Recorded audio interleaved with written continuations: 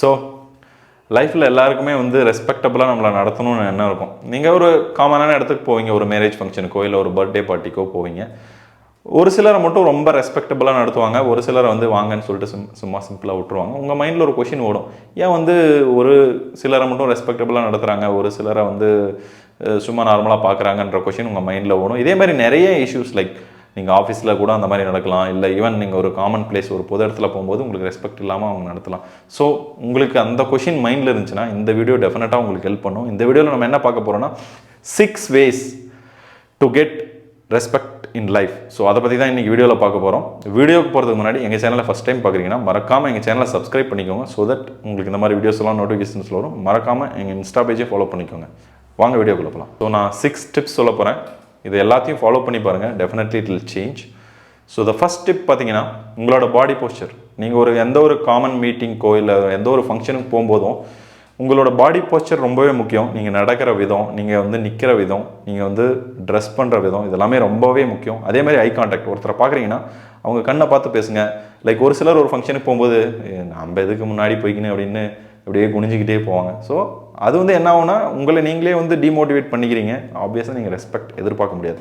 நீங்கள் ரெஸ்பெக்டபுளாக நடத்தப்படணுன்னா நீங்கள் அதுக்கேற்ற மாதிரி இருக்கணும். ஸோ ப்ராப்பராக ட்ரெஸ் பண்ணுங்கள், நல்லா அழகாக ட்ரெஸ் பண்ணிட்டு போங்க, நல்லா குளிச்சுட்டு பவுடர் அடிச்சுட்டு கெத்தாக போங்க.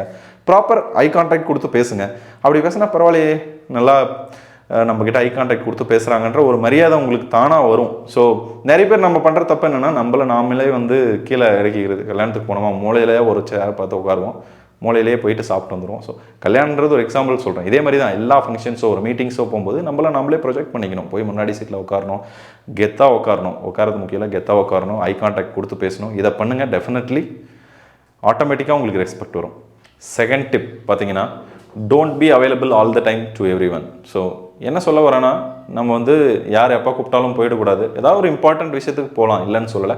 பட் எதுக்கு எடுத்தாலும் சும்மா வாமச்சான் சும்மா இருக்கேன், அங்கே போகலாம், டீ சாப்பிட்லாம் அப்படின்றது லைக் ஃப்ரெண்ட்ஸ்குள்ளார ஓகே, க்ளோஸ் ஃப்ரெண்ட்ஸ்குள்ளார ஓகே. பட் நம்ம ஊரில் இந்த மாதிரி பண்ணிட்டு தெரிஞ்சோம்னா எப்பயுமே ஃப்ரீயாக இருந்து நம்ம எப்போ கூப்பிட்டாலும் இவன் வந்துடுவான் அப்படின்ற மாதிரி ஒரு கிராண்டடாக எடுத்துப்பாங்க நம்மளை. ஸோ அந்த இடத்துல ஆப்வியஸாக நம்மளுக்கு ரெஸ்பெக்ட் இருக்காது. ஸோ நீங்கள் வந்து உங்களை வந்து அவைலபிளாக காட்டிக்காதீங்க. லைக் வந்து எதுக்கு எடுத்தாலும் வருவான்ற மாதிரி காட்டிக்காதீங்க. ஏதாவது இம்பார்ட்டன்ட் விஷயத்துக்கு முன்னே உங்களை அப்ரோச் பண்ணுற மாதிரி வச்சுக்கோங்க.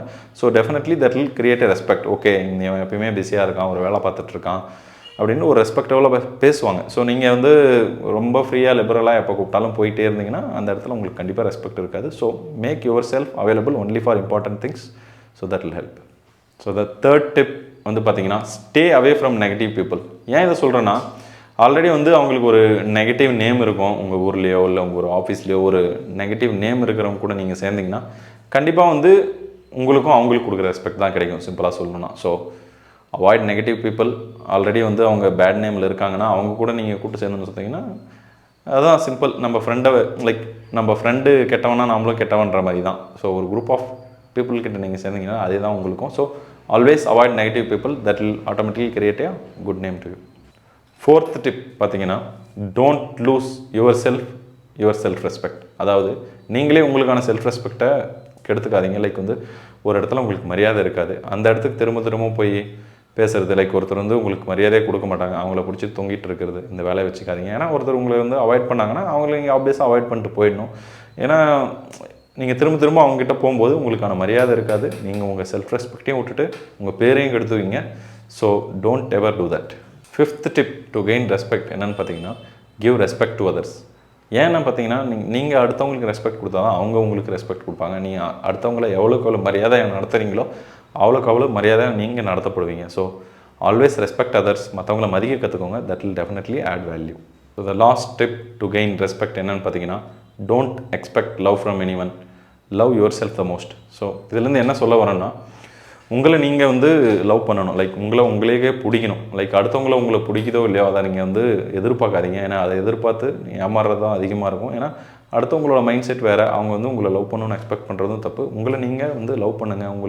உங்களுக்கு உங்களே பிடிச்சா definitely you will be positive. Like வந்து எதுக்குமே வந்து இதாக மாட்டீங்க. லைக் வந்து ஒரு சோகமாக இருக்கிறதோ இல்லை வந்து ஒரு டிப்ரெஷன் போகிறதோ இருக்காது. So that will definitely create a respect on you. So இதெல்லாம் தாங்க டிப்ஸ். இந்த 6 டிப்ஸை ஃபாலோ பண்ணி பாருங்கள். Definitely you will get respect in life. So இந்த வீடியோ பிடிச்சிருந்துச்சுன்னா மறக்காமல் லைக் பண்ணிக்கோங்க, சப்ஸ்கிரைப் பண்ணிக்கோங்க, மறக்காமல் அந்த பெல் ஐக்கான் அழுத்திக்கோங்க. Bye from நார்டிஸ்.